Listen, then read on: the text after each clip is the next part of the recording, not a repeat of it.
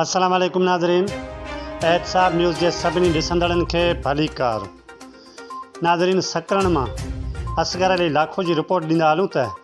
SUP जे मरकज़ी सदर सैयद ज़ैन शाह जे अॻूणे सूबाई वज़ीर ऐं सीनियर सियासतदान ऐं PTI अॻवान ग़ुलाम रसूल उन्नड़ ऐं संदसि फर्ज़ंद इमाम अली उन्नड़ जी रिहाइशगाह में तारीख़ी सियासी दरगाह खडहर अहमद नवे किलाई में अहम गॾिजाणी कई वई।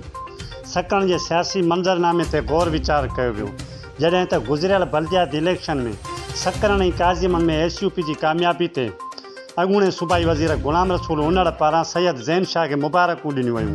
ऐं ईंदड़ इलेक्शन में गॾियल तौरु इलेक्शन विढ़ण ते गौर वीचार पिणु कयो वियो। उन मौक़े ते अॻूणे सूबाई वज़ीर ऐं सीनियर सियासतदान PTI अॻवान ग़ुलाम रसूल उन्नड़ चयो त मूं हमेशह सकरण जे अवाम जी ख़िदमत कई ऐं कंदो रहंदुसि। उन्हनि जी मोहबत ऐं प्यार ख़ातिर पंहिंजे नौजवान पुट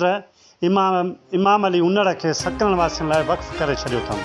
छो त हीउ नौजवान आहे ऐं हिन में ख़िदमत जो जज़्बो आहे, जॾहिं त हिन थोरे वक़्त में सकरण वासियुनि जे दिलनि में पिणु जाइ ठाहे वरिती आहे ऐं ईंदड़ इलेक्शन में हिसो वठी